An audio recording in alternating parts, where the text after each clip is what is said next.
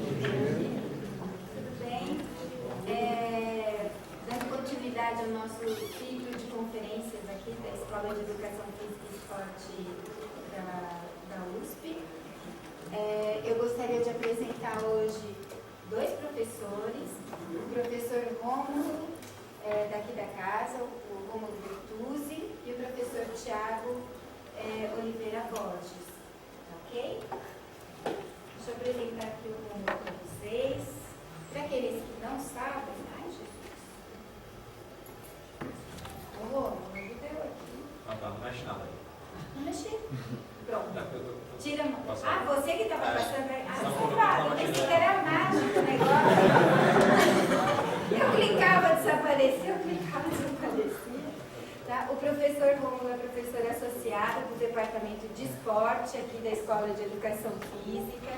Ele é editor em chefe da nossa revista brasileira de Educação Física e Esporte, é líder do grupo de desempenho aeróbio da USP, o GEDAI, USP.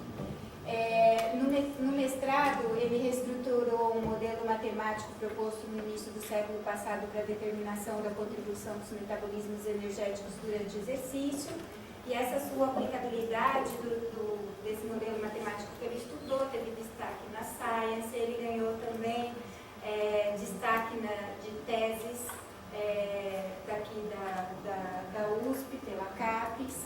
Em 2011 ele foi professor visitante na Victoria University em Melbourne, na Austrália. E os principais interesses do professor Rômulo são, ele tem interesse na compreensão dos fatores fisiológicos determinantes da aptidão aeróbia, bem como a avaliação e a prescrição dos diferentes métodos de treinamento que são capazes de influenciá-la. E esse será o principal tópico da apresentação do professor Rômulo hoje para vocês.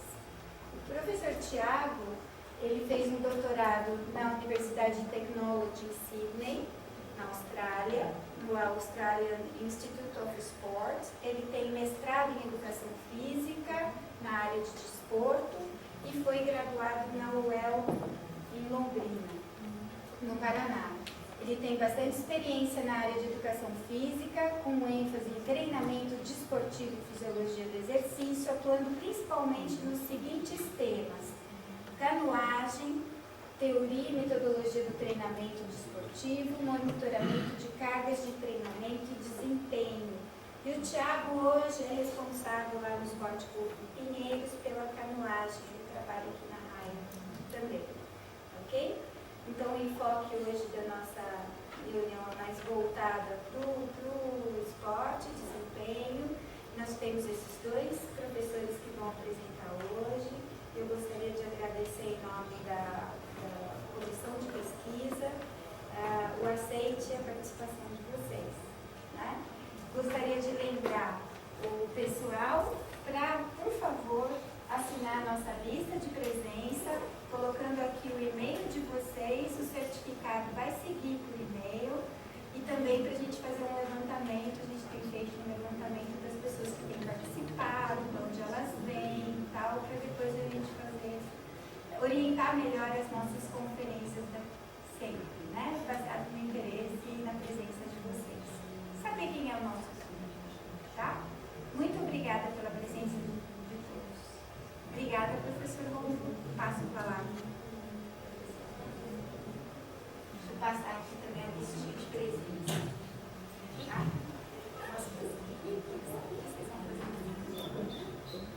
De tal maneira que, ao menos para mim, está sendo bastante prazerosa essa manhã. Okay?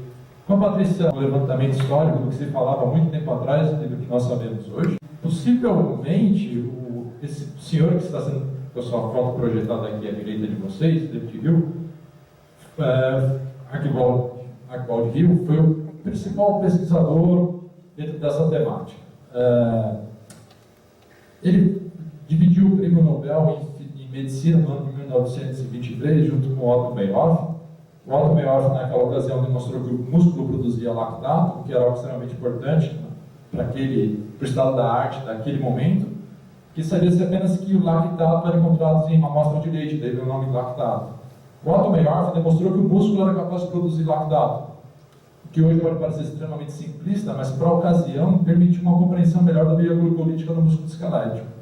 O Hill, esse que está com a sua foto projetada aqui, ele conduziu uma série de estudos demonstrando que o músculo produzia calor. Entre esses estudos, ele produziu também conhecimento em outras áreas que, se a gente imaginar, para aquela ocasião, era algo extremamente surpreendente. Se vocês pegarem o artigo dele de 1923, o sumário do artigo dele de 1923 é basicamente o sumário que nós temos hoje dos livros de fisiologia, dos livros textos de fisiologia. Vocês vão encontrar lá consumo máximo de oxigênio, eficiência metabólica, vocês vão encontrar débito de oxigênio, naquela ocasião estava separado lático a lático, mas ele foi um sujeito surpreendente, né? Foi um sujeito muito acima da média para aquela ocasião.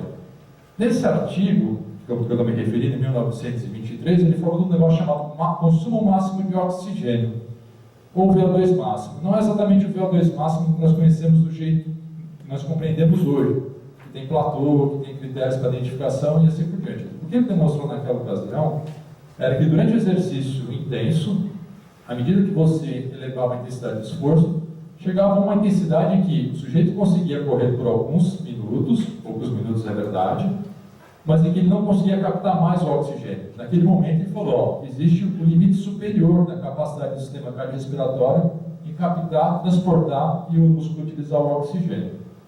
E isso deu início a uma série de pesquisas que nós conhecemos até os dias de hoje. Ele também falou de alguma coisa chamada de eficiência metabólica.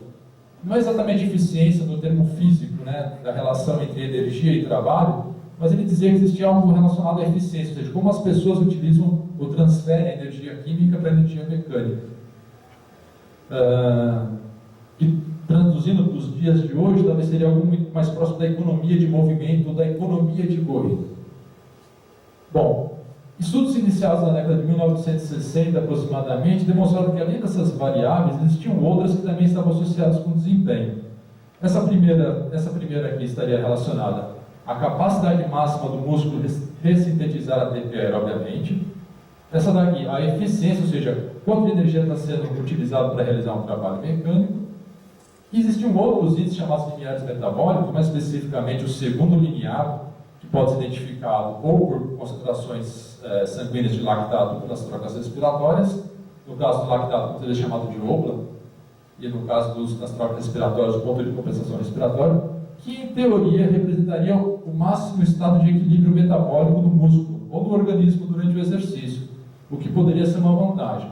Por exemplo, se eu tenho esse máximo estado estável a 17 km por hora, e o Arthur que está aqui à frente tem esse máximo estado estável a 15 por hora, isso significa que talvez eu consiga sustentar uma intensidade mais elevada do que o Arthur, sem produzir muitos metabólicos relacionados à fadiga, o que me permitiria talvez ter um desempenho melhor que o dele durante uma prova.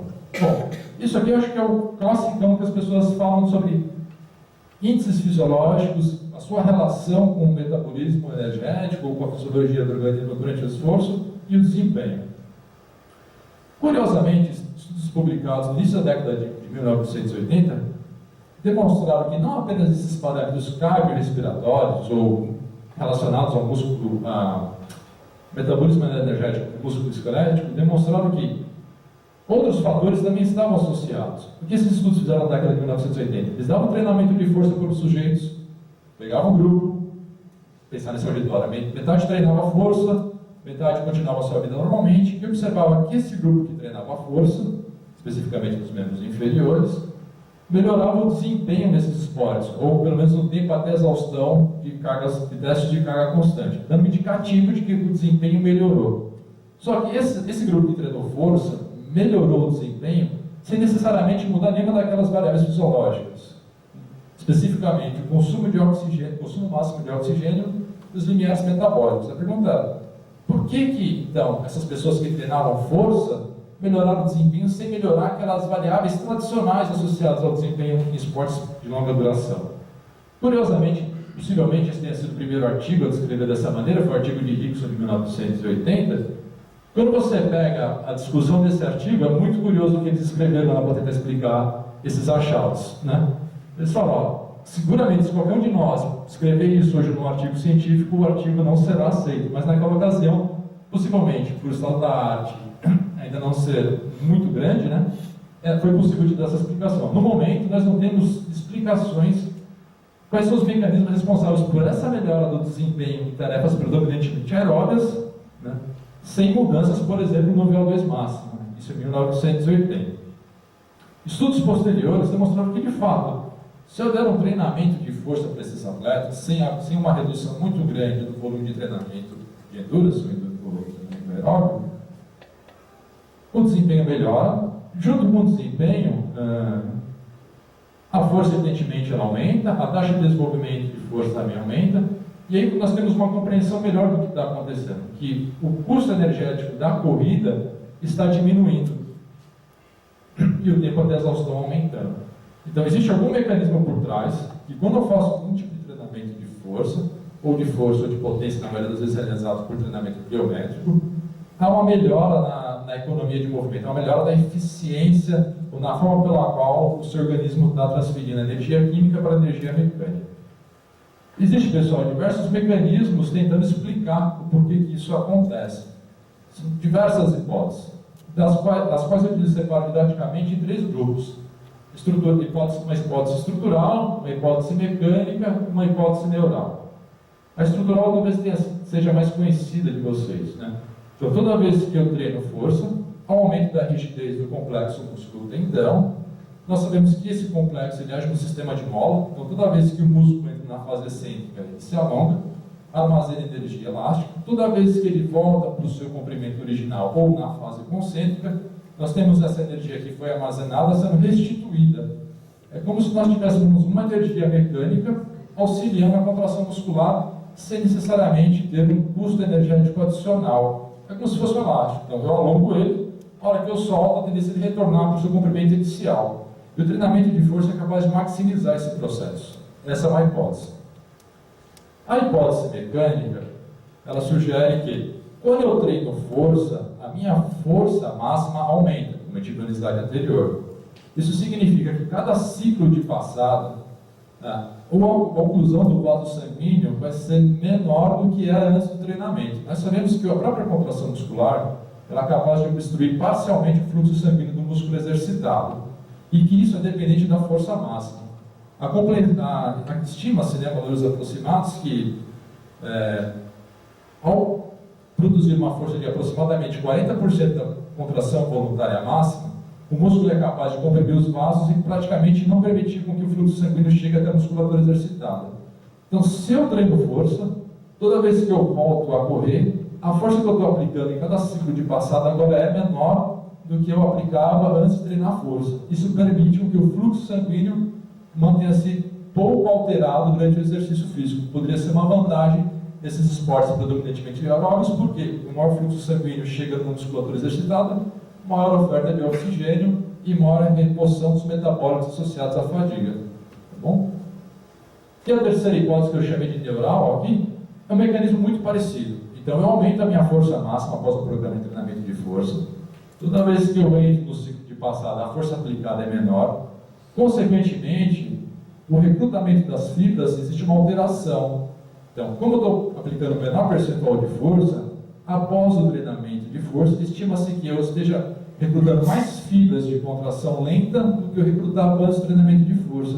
Porque nós sabemos que a ordem de recrutamento das fibras das motoras não muda o padrão. É sempre da menor, da mais oxidativa para menos oxidativa, para mais gliccolítica.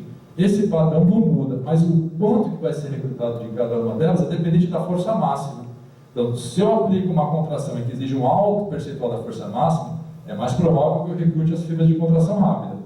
Se eu aplico o treino, melhoro a minha força máxima, e no ciclo de passada eu estou aplicando o menor percentual, então eu atraso o recrutamento dessas fibras de contração rápida, especificamente porque agora estou recrutando principalmente as fibras de contração lenta, ou um maior percentual naquela condição. Tudo bem? Então essas são as 3 principais explicações que existem hoje para dizer por que após o período de treinamento de força as pessoas melhoram o desempenho sem necessariamente aumentar, por exemplo, o VO2 máximo.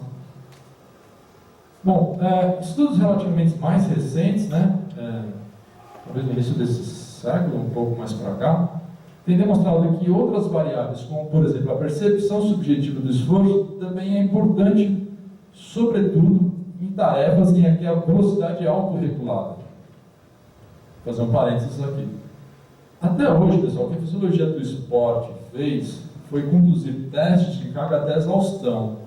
Então, escolhia uma intensidade, a pessoa se exercitava até exaustão, marcava o tempo. Se o tempo aumentou, a pessoa melhorou. Só que em condições do mundo real, do esporte, ninguém mantém a velocidade de carga constante durante uma competição. Ou você tenta manter muito alta e não consegue sustentar e cai, ou você sai mais forte, cai e depois aumenta ao final da prova, ou pelo menos existe uma variação pequena da velocidade quando as provas são muito longas, né? Existe uma variação ali natural, nunca é constante. Tá, e para essa situação, que é do mundo real, do esporte, em que a variação está presente, a percepção do esforço é muito importante. Veja esse estudo aqui como exemplo do Faulkner de 2008, se não me engano, é isso mesmo. Eles pediram para um grupo de corredores fazerem uma meia maratona e uma prova de 7 milhas. Ao longo dessa prova, as pessoas tinham que anotar a percepção do esforço em trechos específicos. Aqui nós temos a resposta da percepção do esforço sobre o tempo absoluto. Então, como esperado, aqui a prova de 7 milhas, as pessoas completaram um tempo menor, a meia maratona um tempo maior. Como a gente pode observar, a percepção das 7 milhas ela foi um pouco mais alta, quando comparado no mesmo tempo absoluto, mas nas duas situações as pessoas atingiram o valor máximo da percepção, ficou muito próximo dele. Okay? Isso do ponto de vista absoluto. Quando esses autores plotaram a percepção por percentuais da prova, o que a gente observa aqui do lado direito é que é praticamente uma sobreposição das duas condições. Então, quando expresso em percentual, a percepção que as pessoas sentiram aos 10% das 7 milhas era muito próximo dos 10% na prova de longa duração. No caso aqui, a meia maratona. Esses dados levaram esses pesquisadores e outros a sugerirem que o sistema nervoso central tem um papel importante nos esportes de longa duração, especialmente nessas condições em que a velocidade é autocontrolada pelo atleta. Não é o pesquisador que está dizendo, você vai correr a 17 km por hora. Você vai dar instrução, você vai correr 10 km na maior velocidade possível. Como vai controlar? É por você. É você que vai decidir isso. Okay? Então, dessa maneira, estudos mais recentes têm demonstrado que a forma pela qual as pessoas distribuem, os atletas distribuem a potência ou a velocidade ao longo de uma competição é algo extremamente importante. Que esse output talvez fosse um reflexo do controle do sistema nervoso central sobre o exercício. Tá bom? Então, essa forma pela qual as pessoas distribuem a potência hoje é chamada de Pace Strategy, ou apenas Pace. Eu trouxe para vocês aqui um vídeo demonstrando a importância do Pace Strategy, ou da estratégia, não é estratégia de prova, acho que não é a melhor tradução, mas do ritmo de prova. Okay? Nós temos aqui dois excelentes corredores, né? O da esquerda aqui é o Mo Farah.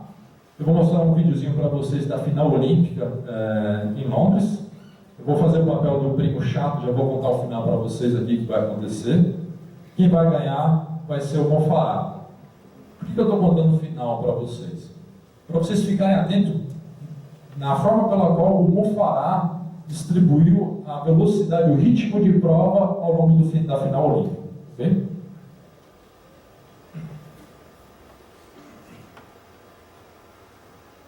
Então, nós temos aqui a largada. Vamos ver se a gente consegue localizar o Mo Farah aqui no pelotão. Ele está aqui, ó. Ele está muito atrás do pelotão. Né? Isso aqui são os instantes iniciais. Alguns atletas já tentam tomar a liderança. E o Mo Farah, que é o sujeito que vai ganhar a prova, ele fica muito atrás do pelotão. E permanece assim no maior trecho da prova. Aqui, ó, faltando aproximadamente 800 metros, ele já começa a liderar o pelotão, chega muito próximo dos primeiros. Faltando aproximadamente 600 ou 700 metros para terminar a prova, ele assume a liderança e não tem quem pegue ele. A gente vai ficar vendo aqui o vídeo, mas a gente vai observar no final que alguns atletas vão tentar fazer uma investida em alcançá-lo, mas não vão conseguir. E essa foi a estratégia que o Mo Farah usou. Ficou quietinho lá no final do pelotão, na maior parte da prova. Em dado momento foi ganhando espaço no pelotão, foi progredindo, faltando 800 metros aproximadamente, um pouquinho menos do que isso, ele assume a frente do pelotão e não tem quem tire ele lá. E vocês podem perceber que por volta dos 500 metros, os demais atletas estão tranquilos, imaginando que ele vai quebrar. Ou seja, ele está blefando, ele vai assumir a frente do pelotão, porque ninguém dá sprint 800 metros antes da prova, numa prova de 5.000. Ele é mais comum de acontecer por volta dos 400 e dos 500. Raramente alguém vai sprintar faltando 800 metros. Eu imagino que na cabeça dos demais atletas estava passando a seguinte frase: ele está blefando, ele não vai conseguir manter isso aqui até o final da prova, ok? Pro azar deles, né?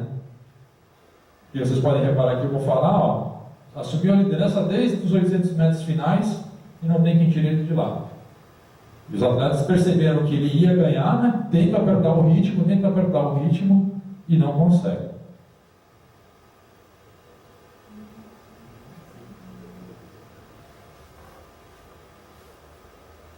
E aí ele vem essa finalina. Com essa estratégia, pessoal, de ficar atrás do pelotão, avançar e antecipar o sprint final, o Mo Farah venceu 5.000, 10.000 na Olimpíada. Vai para Londres, vai para Moscou no Mundial de Atletismo.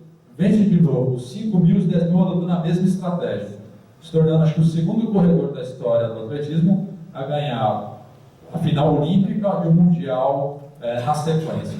Então, demonstrando aí duas coisas, né? A eficácia da estratégia dele e demonstrando que a estratégia de prova, eu imagino que em outros esportes também deve ser importante, mas no caso da corrida, que a gente imaginaria que talvez fosse menos importante, que a estratégia de prova é extremamente importante. Bom, a próxima pergunta é: o que define isso? Por que então ele sai com um ritmo mais lento? Por que ele aperta no final? Por que ele dá um sprint no final? Quais são as variáveis que poderiam estar explicando essa estratégia escolhida pelo Mo Farah? A gente conduziu um estudo que, do ponto de vista metodológico, é bem simples, assim, não tinham medidas muito sofisticadas, mas que trouxeram alguns feedbacks interessantes. Nós tínhamos cerca de pouco menos de 30 corredores, pedimos para os atletas correrem 10, eram corredores recreativos, os pangarés, assim, que nem eu.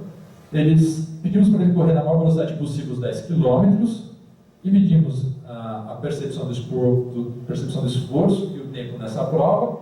Fizemos alguns testes de laboratório, VO2 máximo, aquelas variáveis que eu apresentei para vocês antes. VO2 máximo, lineares, economia, 1RM, todas aquelas variáveis que eu vinha apresentando ao longo da minha introdução. Okay?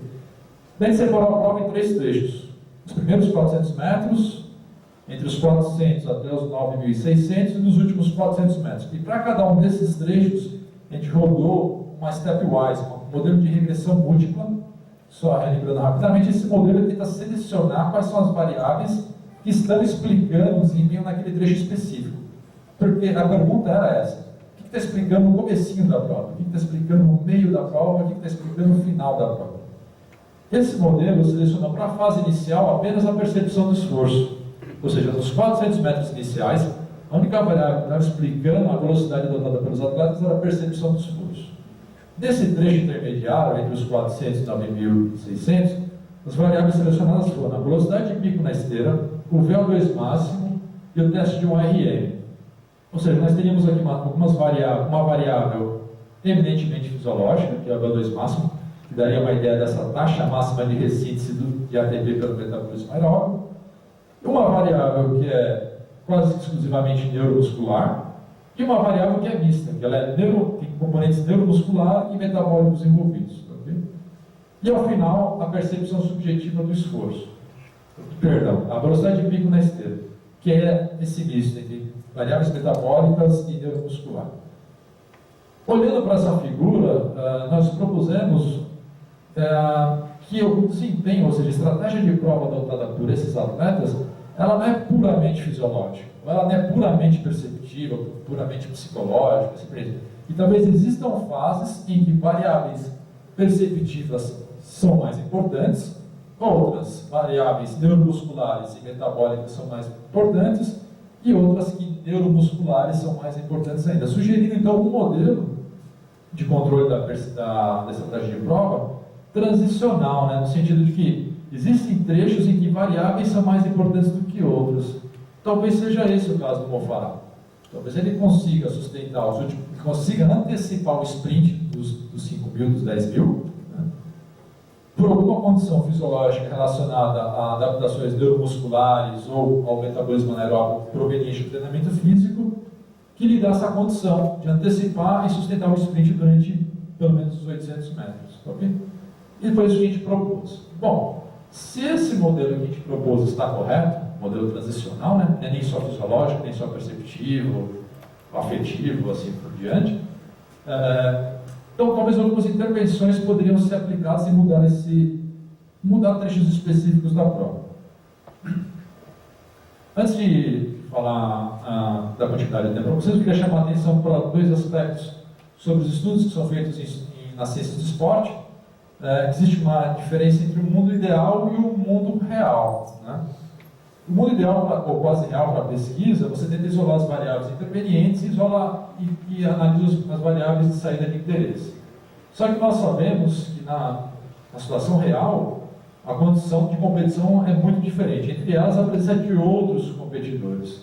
Então, abrindo esse parênteses, nós conduzimos um estudo para saber, o simples fato de eu colocar os atletas competindo com outros atletas tem um impacto sobre o desempenho? Ou seja, eu dou a mesma instrução. Peço para vocês, vocês vêm um de cada vez aqui, amanhã, depois, e fala, você vai correr os 3 km na maior velocidade possível. Essa é a instrução. Individualmente, impacta o tempo. Daqui a alguns dias, convoco todos ao mesmo tempo e dou a mesma instrução. Vocês vão correr os 3 km na maior velocidade possível. O desempenho muda. Quer dizer, o fato de ter pessoas ao meu redor muda.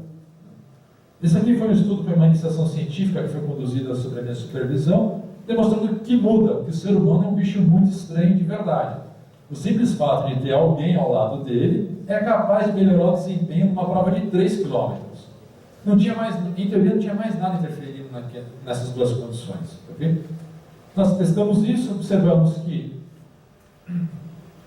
na condição coletiva, quando as pessoas correram com mais gente ao redor, no mesmo trajeto, em teoria, mesma temperatura, mesma umidade, e assim por diante, mesmo trajeto, mesmas instruções, o fato de ter pessoas ao lado melhorava o desempenho desses corredores. Okay? E qual foi o trecho da prova que mais sofreu alteração? Nós temos aqui, uma pena que a projeção não ficou muito boa, mas aqui a coletiva, a condição coletiva, e aqui a condição individual. Então nós vamos observar qual o trecho da prova que mudou, qual o trecho da prova que está explicando uma melhora nos 3K, é o trecho inicial. Aquele trecho que eu chamei naquele outro artigo de fase perceptiva. Qual a explicação que nós demos nesse artigo?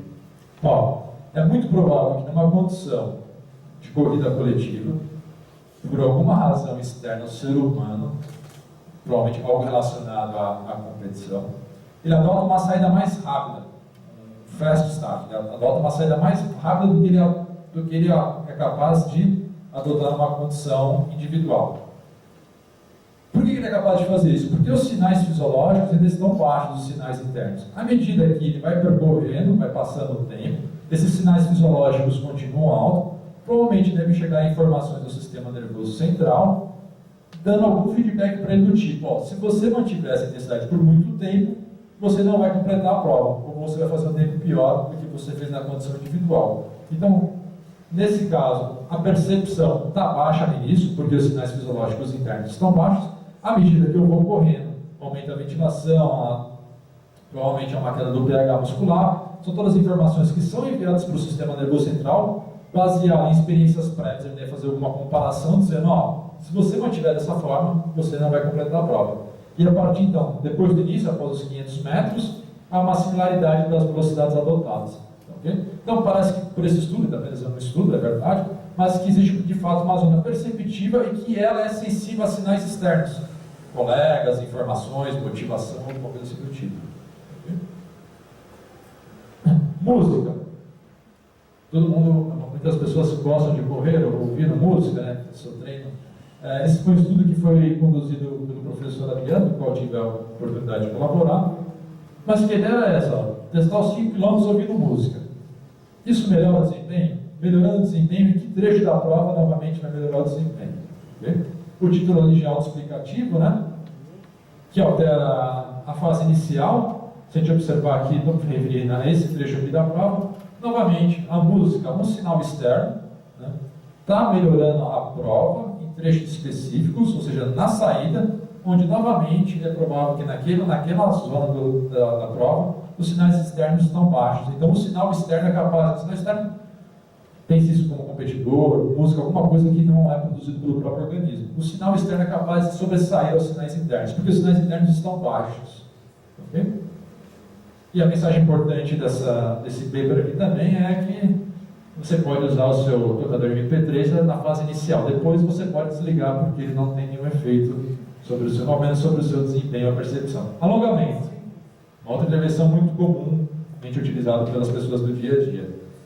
Nós queríamos saber, se eu fizer um alongamento, na verdade, que é uma prática comum, a gente sabe que diminui a capacidade de gerar força ou potência, isso já é sabido. Mas a gente queria saber, existe algum trecho da prova em que o alongamento é capaz de piorar? Testamos os 3.000 num estudo piloto. Esse aqui foi o piloto da Mayara. Mayara acho que não está aí não. A Mayara defende sexta-feira, eu ia convidar todos para participar da defesa dela, para deixar ela mais nervosa, mas como ela não está aqui, não vai ter muito sentido fazer a piada.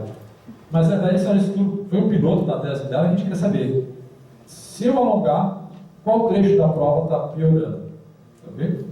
Novamente, o trecho que está piorando, pessoal, é a saída. Se eu alongar, de fato, o desempenho é prejudicado. Nós observamos nesse estudo também que o bíceps femoral foi o principal músculo que aumentou a atividade eletromiográfica. Nós sabemos que esse músculo tem um papel importante na fase de aterrissagem da passada. A nossa interpretação é a seguinte: o músculo diminuiu a capacidade de gerar tensão, okay? Possivelmente houve um aumento do sinal eletromiográfico, ou seja, uma tentativa do sistema nervoso central em compensar essa capacidade do músculo de gerar tensão, o que aumentou a percepção do esforço no início da prova, como demonstrado por essa figura aqui. Aumentando a percepção, é muito provável que o trecho inicial seja mais prejudicado durante a prova. Já caminhando aqui para o final da minha apresentação, alguns suplementos nutricionais têm sido testados, talvez o mais presente nos nossos estudos seja a cafeína, né?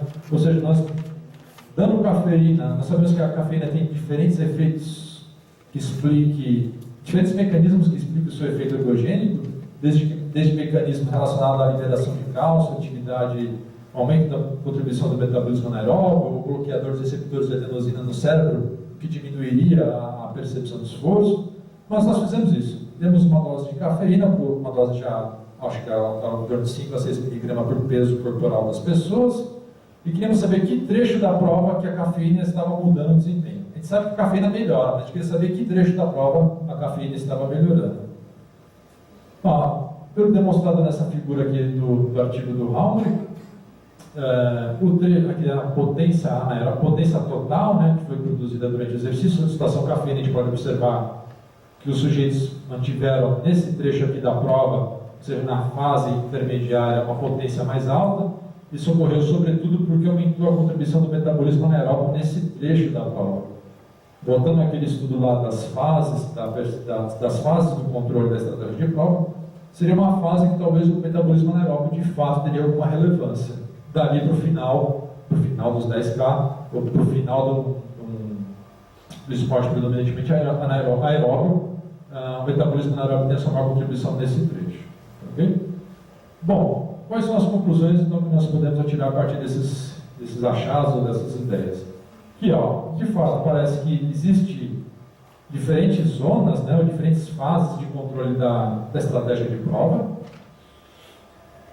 Isso precisa ser mais testado com diferentes abordagens, por outros grupos de pesquisa também. Mas a nossa proposta é que existe uma fase que é mais perceptiva, uma que é mais dependente de aspectos neuromusculares, e quando eu falo fisiológico, eu estou me referindo aos mecanismos ou aos processos que estão associados ao metabolismo aeróbio, e uma fase que é quase que exclusivamente fisiológica, que seria o final. Okay? E possivelmente qualquer intervenção que está envolvida em sinais externos, música, adversário, ou alguma coisa assim, sinais que não são produzidos pelo próprio organismo, talvez tenham mais influência no começo da prova. Intervenções que talvez estejam mais relacionadas à produção de sinais internos, né, talvez estejam mais associados à melhora do desempenho ou à piora, dependendo da intervenção, do meio para o final da prova. Okay? Bom, antes de terminar, eu não poderia deixar de agradecer aqueles que pagam as nossas contas, né, as agências de fomento, a FAPESP, CNPq e CAPES. Gostaria também de tornar públicos os meus agradecimentos aos meus orientantes, que no final das contas é quem acaba carregando lá o piano no laboratório no dia a dia, né? Além disso, ficam tendo que conviver com um orientador muitas vezes mal-humorado, bravo, né, Patrícia? O Walter é muito bravo, né? Alguns colaboradores, que às vezes eu chamo mais de amigos e colaboradores. Gostaria de mais uma vez ter na minha gratidão a essa pessoa que está sendo sua foto projetada aqui à direita de vocês, que foi minha orientadora, a professora doutora Maria Kiss, uma pessoa muito importante na minha formação. Eu também gostaria de agradecer a todos, em nome de todos os funcionários, agradecer os técnicos laboratórios, mas não desconsiderando a contribuição de todos os funcionários da nossa unidade. À medida que a gente vai ficando mais tempo na EFE, a gente percebe que esse é um papel mais fundamental do que a gente imaginava. Ok? Bom, e agradecer também a paciência de vocês por ter vindo aqui nessa manhã. Muito obrigado, pessoal.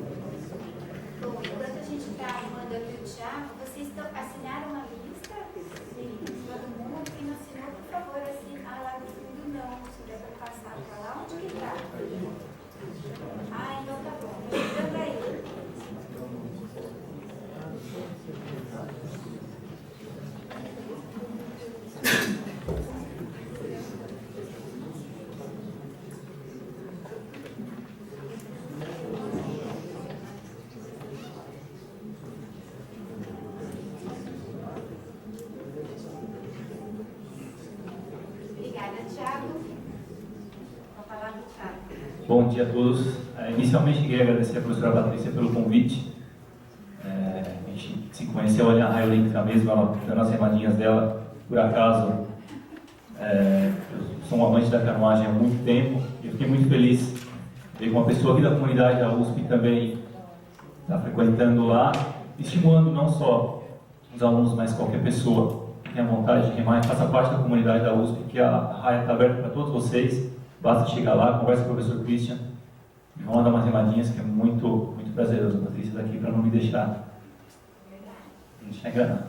É um prazer estar aqui compartilhando a palestra do professor Rômulo. A gente tive a oportunidade, o prazer de realizar um trabalho junto com ele alguns anos atrás, onde nós começamos aí eu pelo menos comecei a caminhar nessa área aqui da percepção do esforço, como que ela funciona, para que a gente consegue utilizar esse tipo de informação no nosso dia a dia.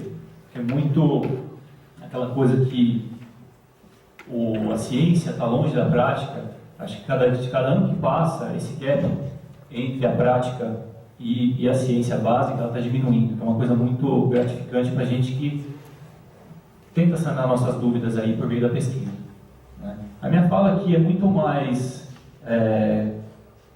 explanatória no sentido de trazer essa parte teórica para a prática, como que a gente aplica isso no dia a dia e como que a gente extrai o melhor benefício, tanto para o nosso cliente, para o nosso atleta, como que a gente utiliza essa informação para fazer nosso atleta ir mais rápido. Por exemplo, no caso dos corredores, como que nós podemos fazer eles correrem mais rápido. Os canoístas, como eles conseguem remar mais rápido, chegar mais rápido na linha de chegada, né, e ter sucesso na sua modalidade ali. E isso também vale para as pessoas que trabalham com indivíduos que buscam qualidade de vida. Por que não quantificar, monitorar e verificar o desempenho, a melhora, para estimular a pessoa a continuar praticando atividade física, mesmo que não tenha o intuito competitivo. Então a gente percebe aí que, principalmente, a corrida de rua, nos últimos anos, particularmente aí na última década, ela tem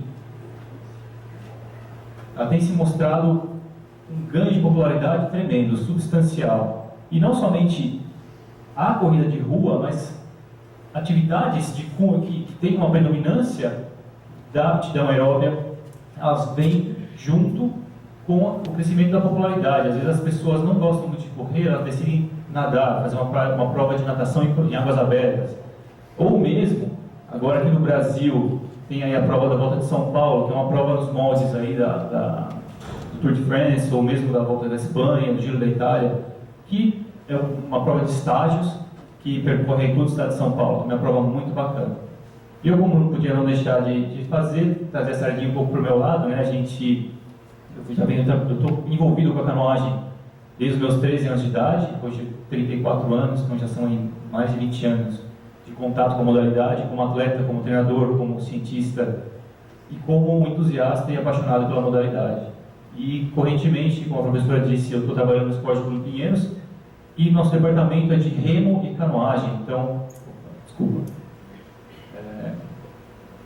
a gente desenvolve trabalho com atletas de remo também. Provas de remo, elas ocorrem na distância de 2.000 metros e é uma prova muito dura, pois os atletas não somente têm que cumprir aquela distância de 2.000 metros, mas eles também têm que levar um barco gigantesco ali. Esse barco, por exemplo, ele tem eles têm aproximadamente 18 metros de comprimento. Então são o atleta mais 8 pessoas nesse barco em particular. No caiaque, por exemplo, só o barco tem 30 quilos e cada atleta desse pesa 90 quilos. Então eles têm que levar esse barco durante 1.000 metros o mais rápido possível para cruzar a linha de chegada. Da mesma forma, existem provas de longa distância na canoagem. Essa aqui é uma prova na Espanha, onde são aproximadamente 25 quilômetros, ou seja, mais ou menos aí 1h30 e 2 horas de duração. E num rio com mais ou menos uns 90 metros de largura, largam essa multidão de pessoas. Todas essas pessoas estão com um barco na sua mão, seja um barco individual, seja um barco de duplas. Uma prova muito tradicional na Espanha, um descenso de rio, que exige não só a aptidão física dos atletas, mas também estratégia e muito cuidado para não naufragar aí e frustrar a competição desses indivíduos. Então, todas essas modalidades, especificamente, eu acabei de citar aqui, elas necessitam de um desempenho aeróbio satisfatório no mínimo. Porque, seja esse desempenho durando ao redor de 2 minutos e 50, ou seja, um Ironman, que dura aí ao redor de 10 horas, o desempenho aeróbio ele tem sua contribuição, claro, que dadas as proporções, todo indivíduo ele deve se preparar apropriadamente para chegar na competição e apresentar um resultado satisfatório de acordo com o objetivo de cada um. Então, aqui uma breve, trazendo mais uma abordagem prática de como a gente vai quantificar. A gente primeiro tem que pensar como funciona o mecanismo adaptativo do corpo humano. Então, no caso, nós temos aqui o desempenho, performance, e aqui o tempo de treinamento. E essa curva aqui, ela está praticamente em todos os livros de treinamento, inclusive o texto de treinamento esportivo, que demonstra como que funciona o processo adaptativo, onde após um estresse, um trabalho físico, existe uma fase denominada aqui de fase 1, onde tem uma fadiga imposta ao organismo. Durante essa fase 2, que seria uma fase de recuperação, o organismo começa a se regenerar, e isso se traduz em uma adaptação, ou seja, ele parte de um momento em tese, maior do que ele estava no início, né? Que é a famosa supercompensação, fase de supercompensação do treinamento. Isso aqui a gente vê durante a faculdade, na graduação principalmente, em cada disciplina relacionada ao esporte, qualquer que seja. Em contrapartida, existem as somações de carga de treinamento. O indivíduo não treina somente um dia para uma prova, e sim ter um período. Então, cada sessão de treinamento existe uma fadiga induzida, seja ela de qualquer natureza, seja ela metabólica, seja ela estrutural, seja ela perceptiva. O corpo passa por todo esse estresse e um certo tipo de fadiga é induzida naquele indivíduo. E aquela fadiga vai gerar uma adaptação. Porém, se esse balanço, a forma que as cargas são conectadas, a forma que as cargas são organizadas durante esse processo, ela é uma faca de dois gumes. Ela pode, ao mesmo tempo que proporcionar ao indivíduo a melhorar, ela pode também gerar a chamada maladaptação induzida pelo treinamento. Ou seja, a organização das cargas não permite que o indivíduo tenha um descanso apropriado e, consequentemente, essa fadiga vai se acumulando e chega um momento que ele vai apresentar sintomas aí de síndrome de overtraining ou mesmo overreaching funcional, que é um overreaching programado, onde o atleta tem uma baixa do seu desempenho, mas aquilo está tudo sob controle. Um overreaching não funcional, onde já começa a perder um pouco do controle da situação e apresentam sinais e sintomas. E uma condição mais severa é a chamada síndrome do overtraining. Por que síndrome? Porque é raro acontecer dois casos iguais, pessoas apresentando sintomas e sinais exatamente iguais. Por isso é denominada como uma síndrome. Dessa forma, eu até li um artigo recentemente que fala que há diversas formas de temperar o frango, ou seja, você tem o frango na mão, você precisa preparar o frango, mas existem diversas formas de tirar a pena e preparar aquele alimento. Ou seja, dentro do processo de treinamento, vários caminhos conduzem à melhora de desempenho. Porém, ela pode ser feita de diversas maneiras. Eu achei muito engraçado essa sentença naquele paper. Porém, ela traduz realmente como que os indivíduos eles podem apresentar uma melhora ou não. Pode ser que o indivíduo não apresente melhora alguma, dependendo da forma que as cargas são organizadas. Por que isso acontece? Justamente por aquela maneira que o corpo apresenta uma resposta adaptativa ao treinamento. Aí que entra o papel fundamental do tema central dessa palestra, que é a quantificação. É necessário que seja quantificado o que o indivíduo faz, e não somente o que é planejado para ele, ou seja, a carga externa de treinamento, mas também como que o organismo absorve aquela carga de treinamento. É por isso que a quantificação é tão importante aí. Então aqui, o Ipelizeri e colaboradores em 2005, eles apresentaram um modelo muito interessante, que explica, em geral, como que funciona o processo de treinamento. Ou seja, existe a denominada carga externa de treinamento, que ela é referente tanto à quantidade quanto à qualidade do que é realizado. Quantidade seria o nosso famoso volume de treinamento, quilômetros, milhas, peso levantado, horas de trabalho. E a qualidade seria a intensidade, o quão próximo do máximo aquele indivíduo está realizando cada determinada tarefa. E entra aqui também o fator da organização, que é a nossa famosa periodização. Existem muitos modelos aí disponíveis para nós termos como base, porém cada vez mais fica claro que seguir uma periodização é excelente, porém a quantificação é fundamental para que a sua periodização funcione. Ok? Então a gente tem lá uma quantificação da carga, né? Aqui nesse caso o indivíduo carregando aí alguns saquinhos de cimento, né? Com um amigo ali estupefado com a cena, mas seria uma forma de quantificar, está utilizando aqui quantos sacos está carregando por quanto tempo, e aqui, a partir daqui seria uma carga imposta aqui no corpo desse indivíduo. E todo aquele estresse gerado, por exemplo, aí pelos sacos de cimento, ele vai ter um impacto aonde? No corpo do indivíduo. E cada indivíduo tem uma resposta para determinada carga. Então a gente tem lá o que é chamado de carga interna de treinamento, ou seja, como o corpo absorve, como o corpo recebe aquela carga. Por exemplo, se eu pegasse aquele monte de saco de cimento, provavelmente eu quebraria no meio, eu não conseguiria levantar 2 daqueles, ou até mesmo 1. Porém, ele levanta 7, e nossa carga de treinamento vai ser distinta, cada um vai ter 1. E assim, tem uma definição do resultado do treinamento, como que você chega ou não no seu objetivo. E eu vou passar aqui para vocês alguns métodos, eu não vou entrar exatamente nos detalhes, justamente por trazer como utilizar isso aqui de modo prático. Porém, eu vou rapidamente passar aqui para vocês esses métodos disponíveis, que eles têm uma utilidade muito grande. Eu vou começar falando um pouquinho sobre métodos que utilizam a frequência cardíaca, porque a frequência cardíaca, nós já sabemos que elas, há um bom tempo, é uma ferramenta que é uma resposta fisiológica objetiva, que é muito fácil de ser mensurada nos dias de hoje. Basta ter um relógio com um frequencímetro, você já tem ali sua frequência cardíaca.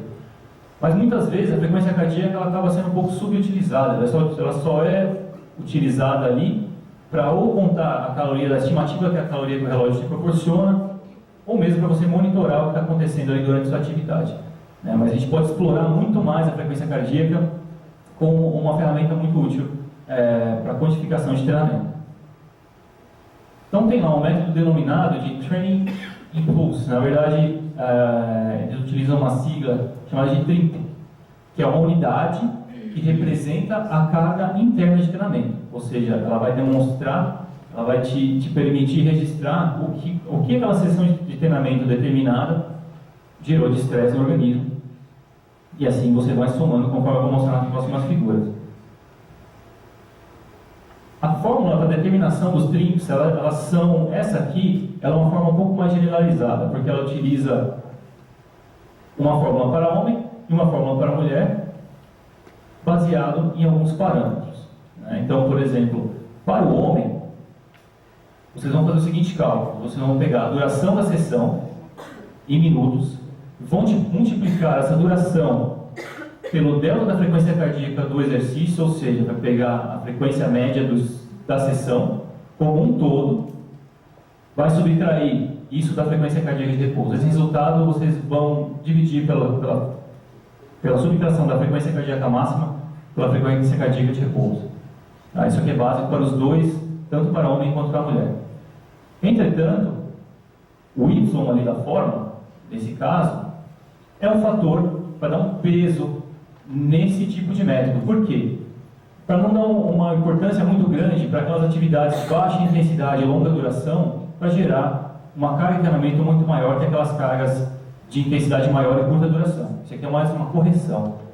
E esse fator de correção aqui, esse logaritmo aqui, ele representa uma curva típica da resposta de lactato no teste incremental para homens. E aqui nós temos a correção da fórmula típica para as mulheres. Existe também uma maneira de fazer uma individualização desse tipo de abordagem, ou seja, determine a curva de lactato para o seu indivíduo e aí você terá o seu fator de correção individual. Então, cada indivíduo terá o seu TRIMP para determinar a situação de treinamento.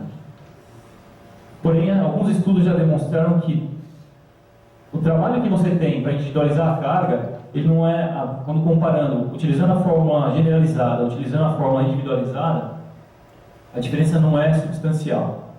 Então, às vezes, prezando pela simplicidade, utiliza a generalizada porque ela funciona tão bem quanto. Ok? Da mesma forma que vocês podem utilizar a frequência cardíaca individualizada, ou uma fórmula para gerar aqueles TRIMPs, que é essa fórmula anterior, esse pesquisador aqui, Alejandro Lucia, ele propôs uma forma diferente de se utilizar a frequência cardíaca, utilizando as zonas. Por quê? Utilizando as dois duas variáveis fisiológicas que são facilmente determinadas, porém é necessário que seja feito um teste incremental utilizando o ergospirómetro para achar o limiar ventilatório e o ponto de compensação respiratória, que é o OBLA que o Rômulo falou agora há pouco, que é o máximo estado estável de lactato. Nesse método do Lucia, ele é mais simples que o método TRIM, na forma como ele é o construto do teste, porém a execução é um pouco mais complexa. Complexa em termos de logística, porque tem que realizar testes de esforço. Tá? Aqui nesse caso, como que é feito o cálculo do TRIM? A zona 1, ela recebe um peso 1. Então qualquer trabalho feito aqui sob a zona, o limiar ventilatório, ele vai ser somado e multiplicado por 1. Simples assim. Os trabalhos que estão na zona 2, a duração de trabalho aqui, ela vai ser também somada e multiplicada por 2, e consequentemente a zona 3, todo o trabalho realizado acima, será multiplicado por 3, todos são somados, e você tem um número único que explica o estresse da carga daquele dia. Então, por consequência, se nós tivéssemos essa sessão inteira sendo realizada acima do limiar 3, o valor da carga, o valor do TRIM, seria maior do que se toda a sessão fosse realizada aqui embaixo. E assim, ela dá o peso de cada sessão de treino. Tá? Eu apresentei esse método aqui do Lucia por causa do estudo, que vai ilustrar um pouco, só para trazer um pouco mais para a prática, como que você utilizar, como que funciona esse tipo de abordagem. Então, aqui nesse estudo do Steve Lanal, de 2005, o que eles fizeram? Eles quiseram quantificar as cargas de treinamento de corredores de corrida cross-country e verificar qual é a relação dessas cargas trabalhadas nas determinadas zonas e o desempenho dos atletas. Assim, eles conseguiriam futuramente organizar melhor as cargas de modo que eles conseguissem aumentar o desempenho desses atletas. Esse não foi o objetivo deles, mas conduz o nosso pensamento nesta direção. Então ele utilizou lá uma corrida de 4.175 metros e 10.130 metros. Então, para contextualizar, eram corredores espanhóis de nível nacional, então eles estavam ali entre 85% e 82% do recorde mundial para os 1.500 e 5.000 metros. Para ter uma referência aí da qualidade, do nível técnico dos atletas. Essas barras aqui, dessa figura 1, elas demonstram os trimps, a média semanal dos trimps dos atletas durante as 24 semanas do estudo. Então aqui vocês notam que a semana 1 foi uma semana mais leve do que a semana 2, por exemplo. E aqui ocorreu um pico de carga de treinamento. Então onde os atletas treinaram mais foi aqui na semana 11. E aqui, o que isso aqui demonstra para a gente? Não são todas aquelas curvas de periodização que aparecem nos livros texto, que mostram o atleta em determinado momento vai correr mais, ele vai correr menos, vai aumentar o volume, diminuir a intensidade. Aqui você consegue objetivamente ver como que aquela sua organização externa, como que aquelas quilometragens, elas podem ser representadas no corpo do atleta. E a partir daqui, você consegue manter uma boa organização e manter seu atleta saudável e chegando no objetivo que é a melhora do desempenho. Então o que eles verificaram lá nesse estudo?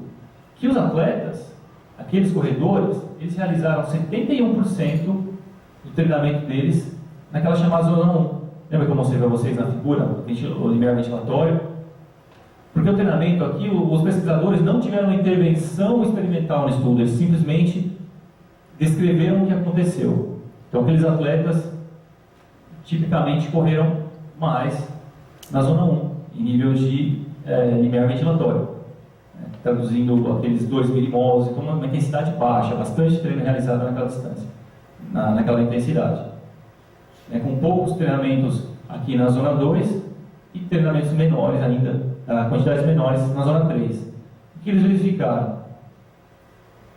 Que a velocidade, a economia de movimento também, que o professor Rômulo falou agora há pouco, ela melhorou da semana 7 para a semana 20.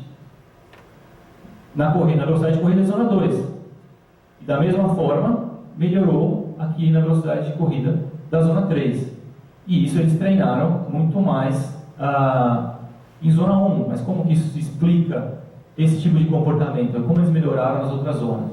Tem um pesquisador, ele é americano, só que mora na Noruega, Steven Seiler, ele estuda bastante essas áreas. Tem um paper dele de 2006, que a explicação dele sobre esse tipo de distribuição é que esse tipo de distribuição permite manter o atleta saudável, treinando com qualidade. Não gera um distúrbio muito grande no sistema autonômico, no sistema endócrino. Então, o atleta consegue manter-se saudável e treinando com qualidade durante todo o período.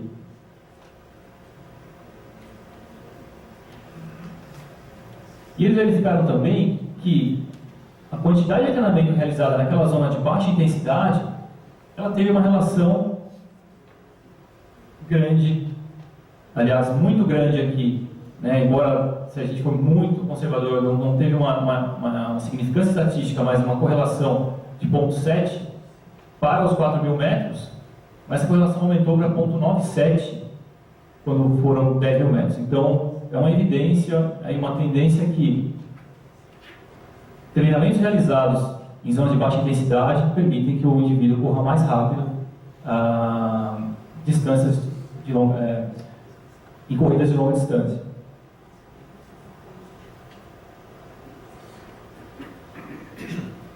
Porém, para utilizar o método da frequência cardíaca, você primeiro precisa de um frequencímetro e precisa de determinado tempo para poder tabular os dados, fazer a interpretação. Algumas vezes, esses frequencímetros eles são bem temperamentais, eles tendem a não funcionar direito quando você precisa deles, principalmente quando está fazendo pesquisa, tem uma tendência a eles não funcionarem.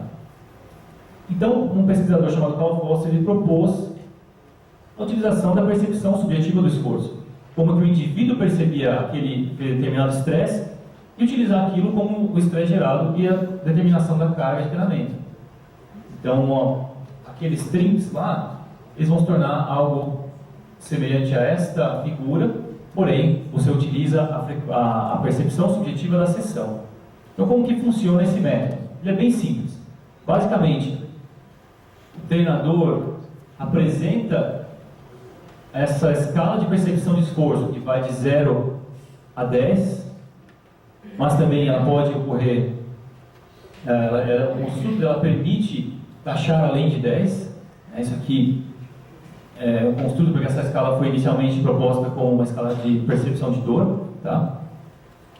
E simplesmente, se o indivíduo te relatar que a sessão de treinamento seja a sessão de treinamento do princípio, do momento do pré-aquecimento até o final, aproximadamente 30 minutos depois, você vai perguntar quão difícil foi a sua sessão de treino. Ele vai dizer moderado. Então, se sua sessão de treinamento durou 60 minutos, multiplicado por 3, nós temos uma carga de 180 em uma unidade arbitrária.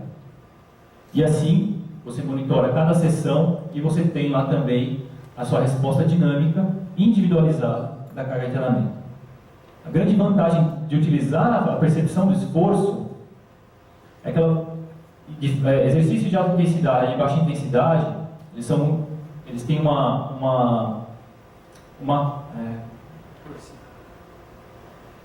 têm uma resolução melhor da resposta. Você pode confiar um pouco mais nessa variação de cada intensidade.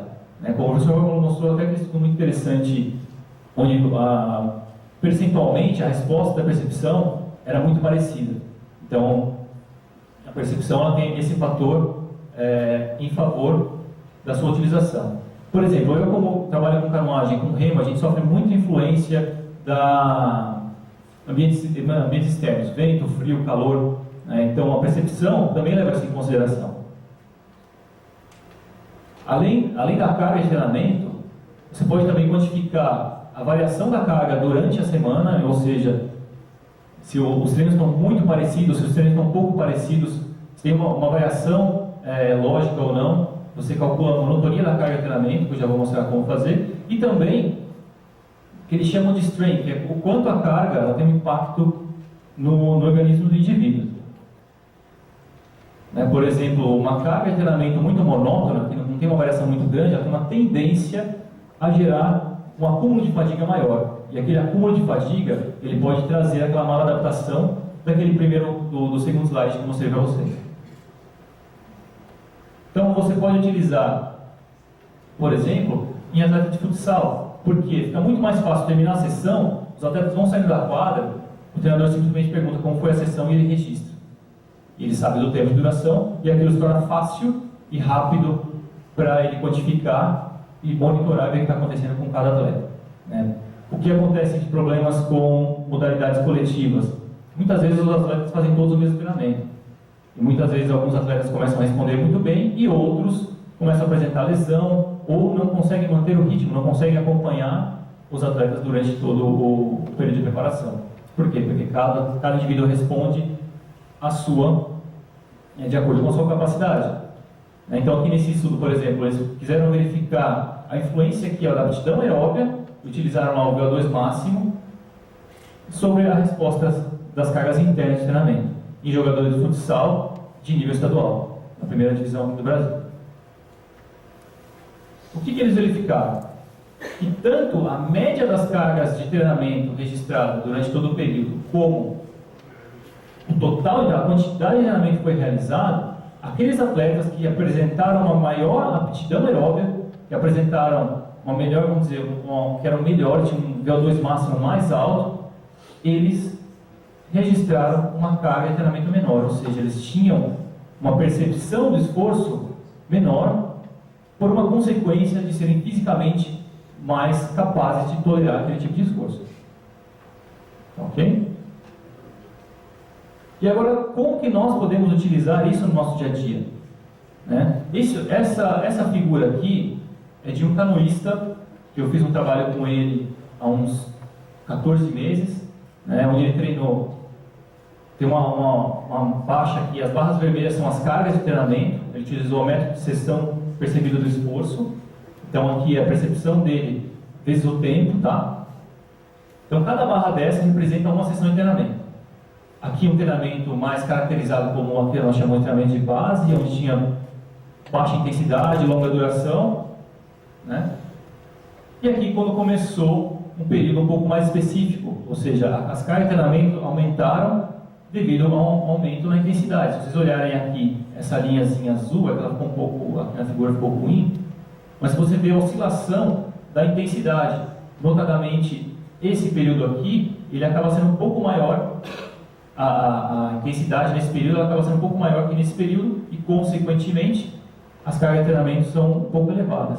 Então, dessa forma que você verifica se o seu treinamento está de acordo com o plano. Muitas vezes, os atletas não respondem ao treinamento bem e a gente não entende o porquê. A gente porque a gente não quantifica as cargas de treinamento apropriadamente. Aqui nesse modelo especificamente, que foi uma coisa que eu aprendi aí durante esses últimos anos, é que também, que eu tinha pouco tempo para falar, mas também é recomendado que a fadiga e a recuperação também sejam monitoradas. Então, por exemplo, utilizar a frequência cardíaca de repouso no momento que acorda, você consegue ver uma tendência a ter uma queda aqui na frequência cardíaca de repouso, então isso é um indicativo de que o volume de injeção está melhorando, o atleta está se adaptando àquela carga de treinamento. E um outro fator interessante é que quando as cargas de mais intensidade elas começam a estar presentes na preparação do atleta, né, existe um espalhamento aqui da frequência cardíaca de repouso. Então ela te ajuda a monitorar o que está acontecendo, porque você está quantificando aquilo no dia a dia. Bem como existe uma forma de quantificar tanto a recuperação, que são esses círculos pretos com um centro verde, como o bem-estar dos atletas. Então aqui mostrando nos quadradinhos verdes com um centro preto.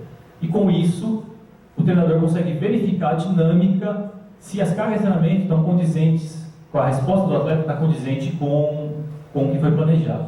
Vou mostrar um pouquinho o que a gente faz aqui no Pinheiros também com nossos atletas.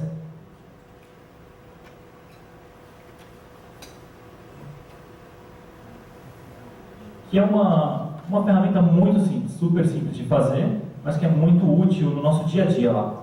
Tá? O que eu tenho aqui?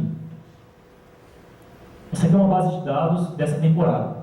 Tá? Então a gente tem aqui mais do que 2.800 pontos para todo o nosso time lá. E aqui é o nosso monitoramento durante o dia a dia. Essa figura de cima aqui, ela é meu monitoramento de fadiga, recuperação e bem-estar. Então tem aqui as barras verdinhas, são, eu monitoro a recuperação dos atletas, né? Os pontos azuis é o bem-estar geral, então tem um questionário com 5 perguntas super simples, que eu sei dizer se o atleta está treinando mal porque ele não dormiu bem, porque ele está com uma dor muscular, ou porque tomou uma bronca da mãe em casa, ou brigou com a namorada. Isso aqui você consegue monitorar o que está acontecendo, né? E os pontos vermelhos é a frequência cardíaca de repouso. E logo abaixo, as cargas de treinamento e mais 2 variáveis, né? A variável aqui, os pontos azuis com as linhas, são a intensidade.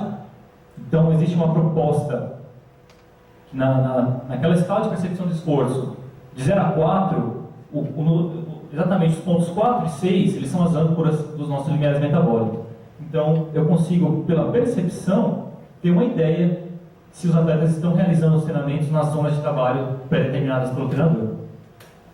Aqui, até o professor Romulo mencionou do afeto, a gente monitora também, quantifica a sensação do indivíduo, do atleta na sessão. Muitas vezes o atleta, ele se sente bem, o barco anda muito rápido, consegue gerar grandes velocidades com pouco esforço. E a gente consegue monitorar isso, e a gente já percebeu que isso está linkado tanto à aptidão aeróbia dele, ou também outros fatores de aptidão física, como fatores técnicos. Ou muitas vezes, se o atleta toma uma bronca da mãe em casa, a percepção dele da técnica, ou a sua sensação da sessão, ela declina. Então a gente tem aqui uma temporada quase completa. O campeonato vai ser agora no final do mês.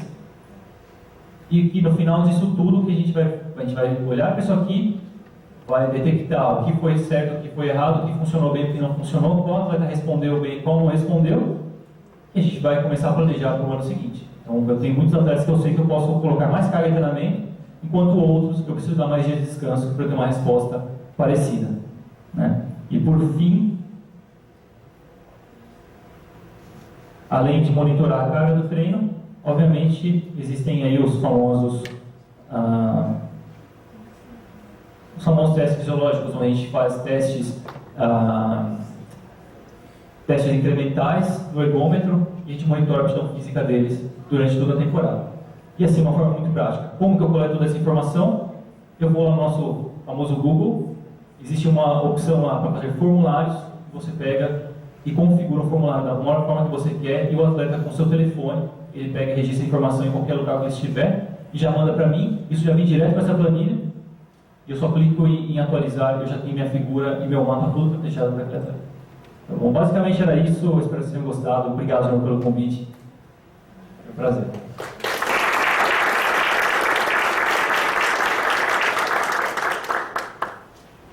Gostaria de convidar agora o professor Romulo e o Thiago para ficarem ali, mais ou menos, para o pessoal fazer perguntas.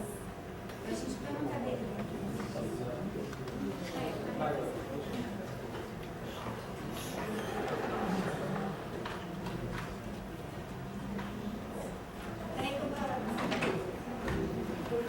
Tem que fazer a pergunta no microfone, pessoal, senão não grava.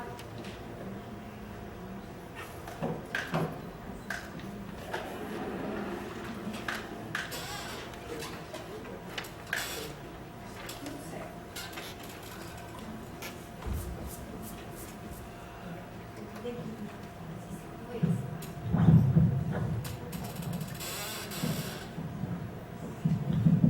Gostaria de abrir para vocês perguntarem para os professores, por favor. Aí, gente. Pode? Se você puder se apresentar. Deixa eu só agora dar uma olhada na... Bom dia, né? Boa tarde. Polivalência. Eu acho que trabalho com dois, com o Thiago. Gostaria de saber, daquele seu trabalho, sua pesquisa que você fez, a quantificação de cafeína que foi ingerida. E no caso da percepção de esforço do atleta. Teve uma variável no horário do dia, se foi de dia, de tarde, de noite, a pesquisa que foi efetuada. Obrigado pela pergunta. Aquele estudo especificamente eu colaborei, né? Não fui o orientador principal nem o outro principal. Mas nos nossos trabalhos a gente tem usado uma dosagem que já tem sido mostrada eficaz na literatura que é considerada como moderada, né? Eles falam abaixo de 3 miligramas por peso corporal do indivíduo. Naquele estudo, se não me engano, foi entre 5 e 6 miligramas de peso corporal. Naquele trabalho especificamente, a gente não mensurou muitas variáveis perceptivas. A gente até mensurou, mas as coisas menos explicavam do que explicavam aquilo que a gente estava vendo, né? Isso conversando com o orientador principal do trabalho. Naquele estudo, especificamente, o que parece que melhorou foi a contribuição anaeróbica naquele trecho, né? No trecho intermediário da prova. Bom, mas a gente sabe que a cafeína tem capacidade de alterar a percepção do esforço. No estudo mais recente que a gente está terminando de escrever, a gente testou então qual era o efeito da cafeína em uma condição de fadiga mental. Acho que muitos de vocês já experimentaram em algum momento da vida uma situação em que você vai treinar, está disposto, tudo funcionando muito bem. E uma outra situação em que você fica o dia inteiro trabalhando, você fisicamente está inteiro, porque o esforço físico foi mínimo, mas ao final do dia você está muito cansado para poder executar. Isso seria possivelmente um sinal de fadiga mental.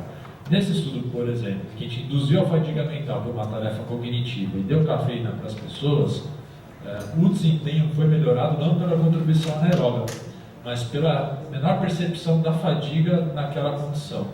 Então é muito provável que a cafeína tenha efeito em aspectos perceptivos, sobretudo em condições em que as pessoas estão num estado de fadiga mental. Talvez em condições em que esse estado que a pessoa não está no estado de fadiga mental, outras variáveis, outros mecanismos estão explicando o desempenho mediante o uso da cafeína. Muito obrigado pela resposta. Queria complementar, falamos um pouco sobre a alimentação, a suplementação, né? E a música, todos nós sabemos que ela tem uma influência positiva ou negativa. A música era influenciada, é uma música de preferência da pessoa, ou vocês imporam uma música de preferência? Tem que ser de preferência, sim. Essa história da música sempre vem à tona quando mostra esse trabalho, né? Mas parece que não é o principal fator, mas é o ritmo da música, as batidas de uma música. Parece que isso é mais, porque parece que o ritmo, a batida da música é mais importante do que a própria afinidade com a pessoa com aquele ritmo musical ou não. Por exemplo, vamos supor que você goste muito de rock and roll. Se eu colocar lá Starway to Heaven do Led Zeppelin, talvez seu desempenho não vai melhorar muito. Talvez se eu colocar algum pancadão do funk carioca, embora você não goste, talvez seu desempenho melhor. Não sei se você gosta ou não. Eu imagino. Mas parece que o número de batidas por minuto, o ritmo da música, também é tão mais importante do que a própria afinidade com o estilo musical. Obrigado, você.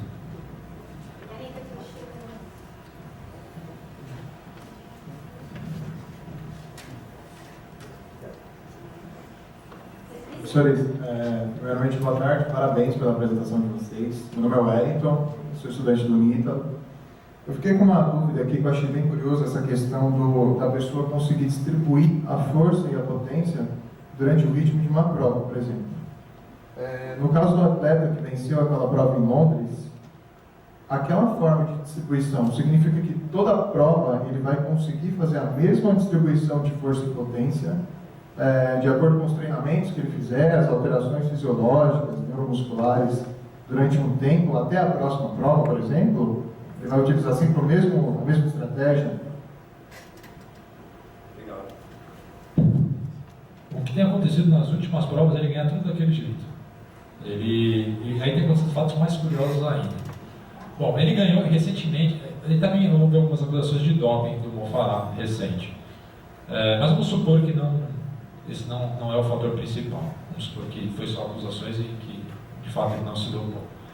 Mas ele tem adotado essa estratégia frequentemente. E aconteceu algumas situações, por exemplo, na meia maratona, acho que de Londres, alguma prova no Reino Unido, acho que foi em Londres, na meia maratona, que estava correndo junto com ele na final, faltando uns 1.000 metros para acabar a prova, o Mo Farah, Ali Gebre Selassie e o Kenenisa Bekele.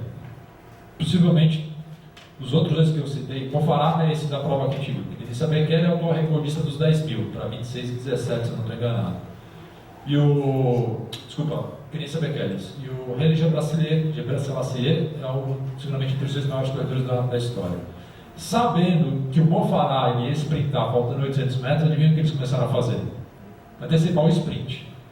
Nessa prova, o Kenenisa Bekele começa a sprintar faltando 1 km. Eu até tinha esse vídeo, mas achei que a palestra ia ficar muito longa. Sabendo então que o Mo Farah ia sprintar nos últimos 800, o Bekele ele começa a sprintar a 1000 metros antes da prova da meia maratona.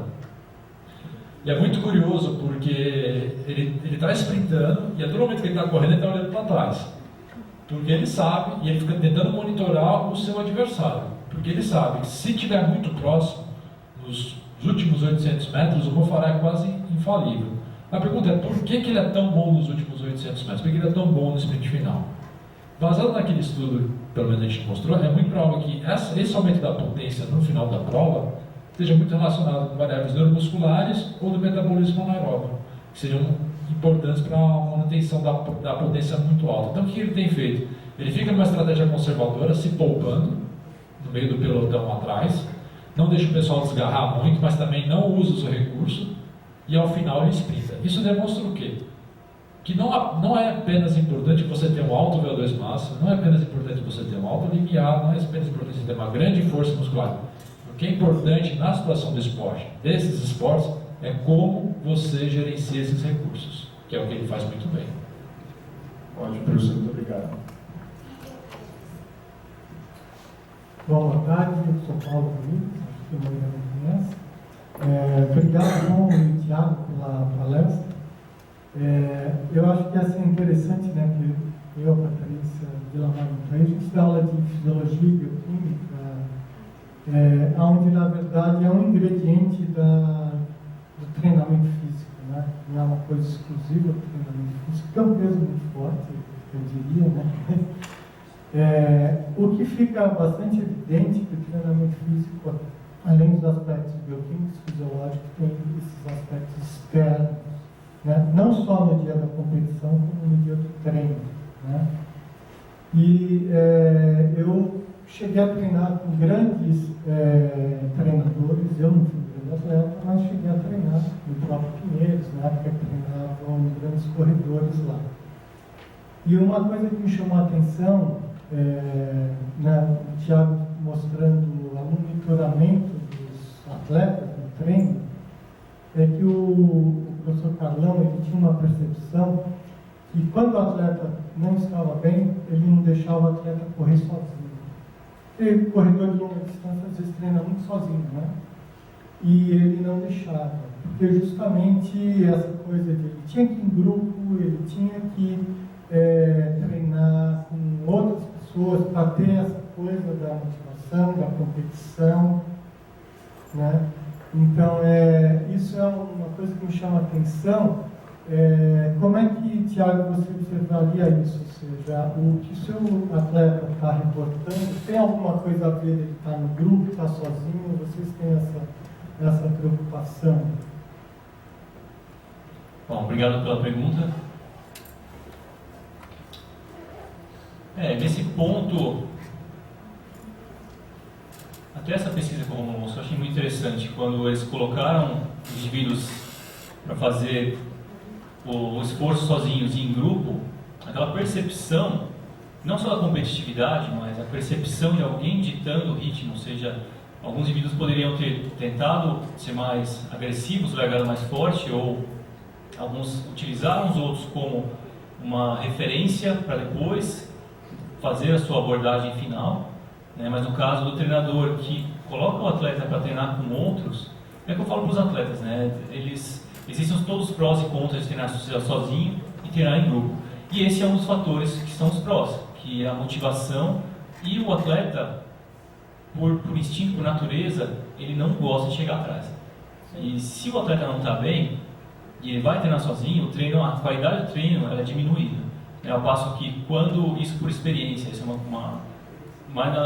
você conviver com os atletas de diversos níveis, quando ele tem alguém pode ser o melhor amigo dele, mas quando eles entram na água, no caso lá da canoagem, a amizade acaba, né? Um arranca a cabeça do outro, ou o braço do outro, para poder chegar na frente.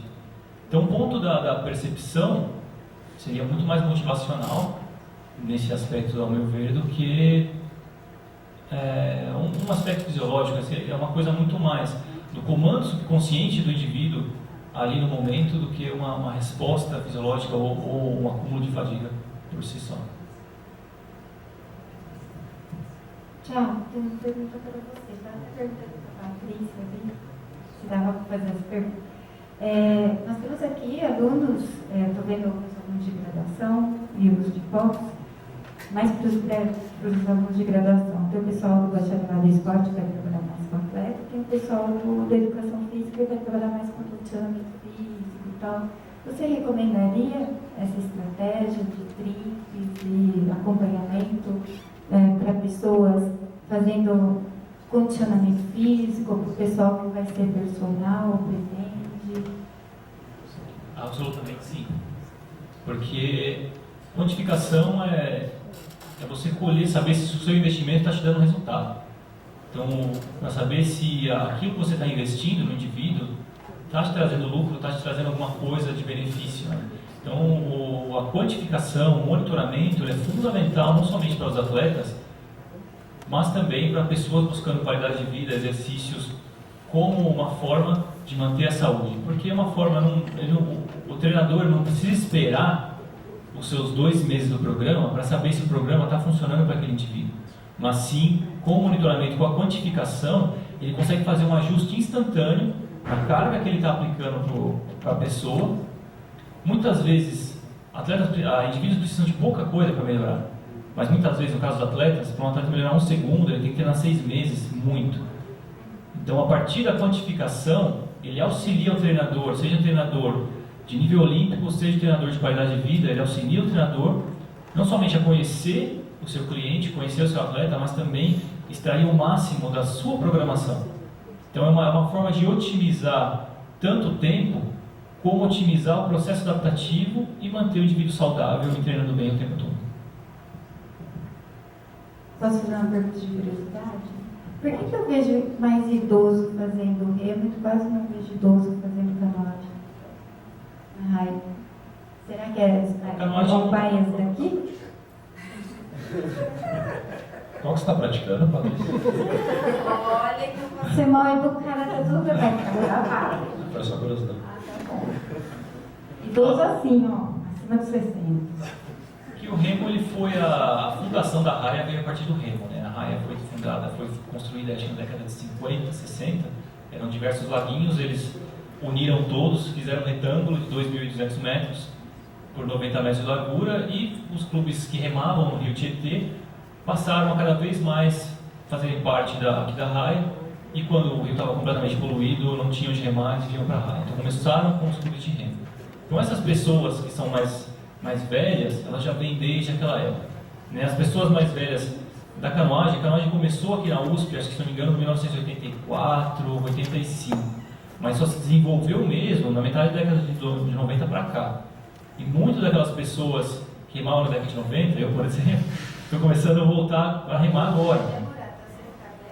Então as pessoas, aquele público mais velho ainda está envelhecendo aqui, mas, por exemplo, eu já fui na Argentina e vi crianças de 6, 7 anos remando no Rio da Prata, no meio dos barcos, e eu vi na Hungria um senhor, sabe aqueles andadores, que eles têm 2 apoios assim, ele veio com um andador daquele, desceu a rampa, parou lá no pier, soltou o andador, sentou no chão, sentou no barco e saiu remando melhor que muita gente por aí. Então, assim, acho que é uma questão muito mais cultural e de oportunidade mesmo, no caso da raia.